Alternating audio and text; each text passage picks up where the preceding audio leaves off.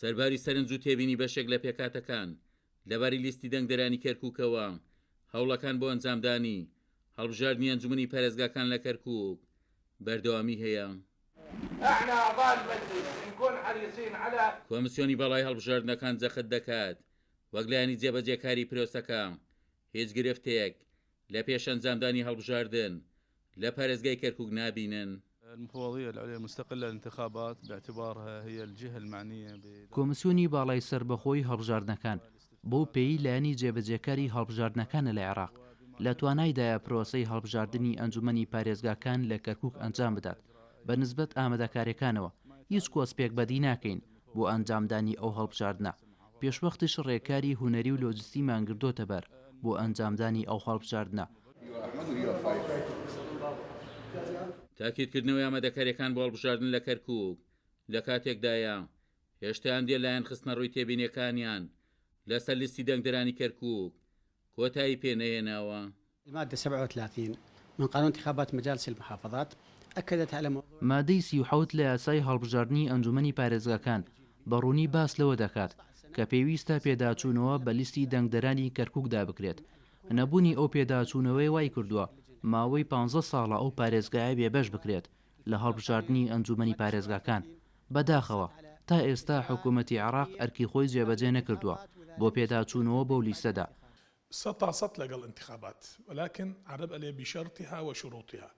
یەکەمین شرطیش بۆ ئیجرای انتخابات تدقیق سجلات الناخبين. اینجا ئێمە جاران گلەیمان بوو کەوتمان براکوردەکان 9,600,000 کوردی هاتووە بۆ کەرکووک ئەوانە لازمە تدقیق ببێ. ئێستا بۆک ئەم عەدەدە نەختێک کەمتر ئەم ساڵە برا عەرەبەکان هاتوونە لە مووسڵەوە حتا آخر موقع لە ڕەمادی لە کەرکووک ئێستا بتاقەت سەکەن وەرەگرێ بەیانی بۆ خۆیان پتاقەی انتخاباتش ئەکرێ ئەو کاتە خەڵک کەرکووک بزر ئەبێ ناو ئەو 100,000 کە لە دەرەوەی کەرکووک هاتوونە. بێگومان ئێمە ڕێمان لەگەڵەوەیە کە بە زووترین کات هەڵبژاردن بکرێ وەکە ئەم ساڵیش نەکرا خچیان ساڵشکێکە ئەوەش بە خراپەزانین ئێمە پێویستە کەرکووک وەک هەر پارێزگاریشکێکە پارێزگایشکێکی عێراق هەڵبژاردننی تیا بکرێ ئەو شەرت و شروعی کەندێ لایەن باسێکەن بەڕاستی هیچ ناو ئەساسێکی نییە چونکە ئێمە بەڵگەشمانەوەی سێ هەڵبژاردننی پەرلەمانی عێراق کراوە و هیچ گرفتێک نەبوو و شوکارەکان بەڕێوە چ لەبەرەوە هیچ کۆتوبندێک لە کەرکووکە قبول ناکەین و پێویستە بە زووترین کات بکرێ و مەسەلەی نەکردنی هەڵبژاردننی ئەنجومەنی پارێزگای کەرکووک چۆتە خانەی تاوانەوە لەوە دەرچووە کە سەرپێچی بێ یا لادان بێ لە یاساوانە چونکە ناکرێتەوە ساڵێک شارێک بۆ ماوەی 3 دەورەی انتخابی بە تەواوی بۆ 4م دەورەشە چین بە تەواوەتی ئیمال کرێ و هەڵبژاردننی تیان نەکرێ.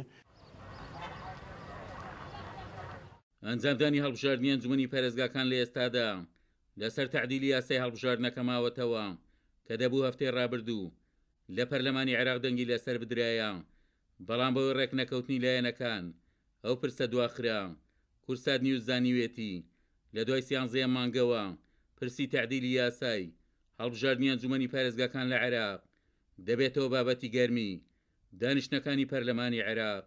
عومەر غەریب، کورسات نیوز، کەرکووک.